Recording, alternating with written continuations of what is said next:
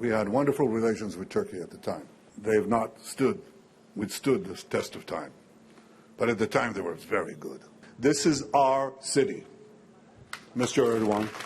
It's not your city. It's our city. It will always be our city. It will not be divided again. And that's why I so much appreciate the leadership of President Trump in this area as well. When he declared Jerusalem our capital, something that should have been acknowledged by every leader in the world, but he did it. This is our city. It is forever our city. It will never be divided again, and there will be no Palestinian state. In 1998, I hosted the Prime Minister of Turkey. His name was Yilmaz. We had wonderful relations with Turkey at the time. They have not withstood this test of time. But at the time, they were very good. And after a wonderful dinner, the Prime Minister's residence, we had coffee in the living room. And I said, Prime Minister, I have a favor to ask you. And he said, yes, go ahead. And I said,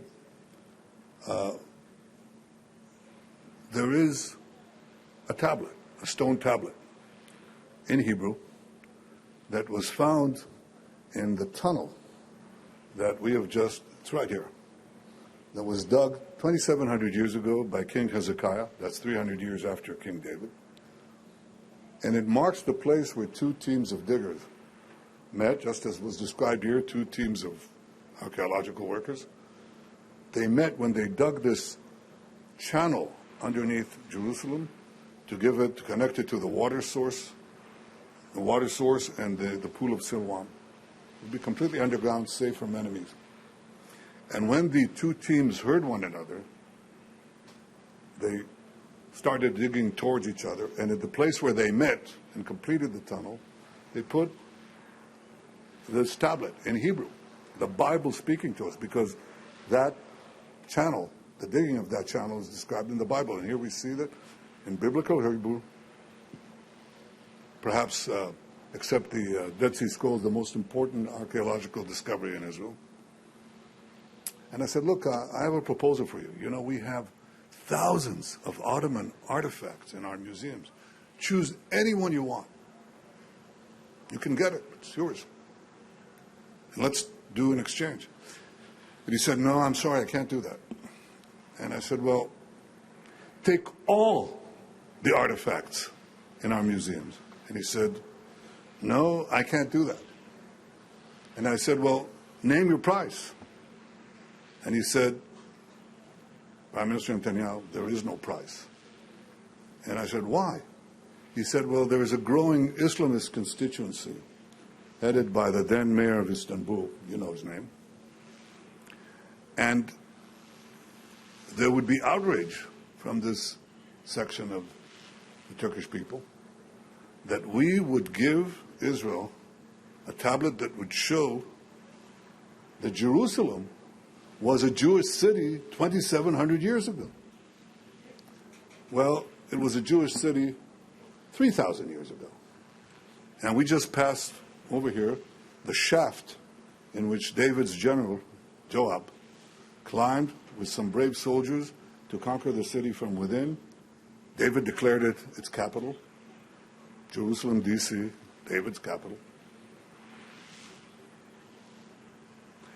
And here, right next to these stones, and on these pavements, the prophets of Israel prophesied, the kings of Israel walked, the pilgrims came, and some of the most poetic psalms and prophecies and proverbs in the history of humanity were written, inspiring not only our people, but all of humanity. And this continued for 1,000 years into the time of Jesus, a Jewish rabbi from the Galilee who came here to Jerusalem, the Holy of Holies, and he came here to that pool in Siloam to be purified where he also performed the miracle of helping the blind see. And then they would walk up the road to this place. That was all brought to an end by the great rebellion of the Jews against the Romans in 70 AD. And when we tread on these stones, you will find a hole there, some holes, because the Jews hid in the spaces below the stones.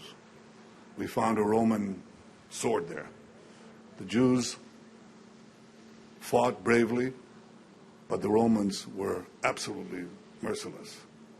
And they killed hundreds of thousands of Jews, including those hiding below the Pilgrim's Road.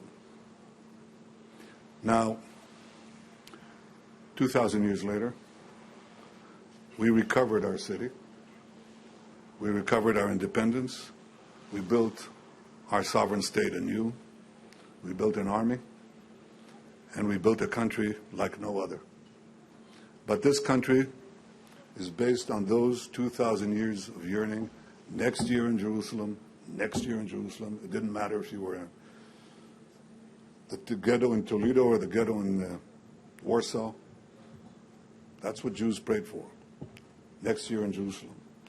Well, we're here. This is our city, Mr. Erdogan. It's not your city.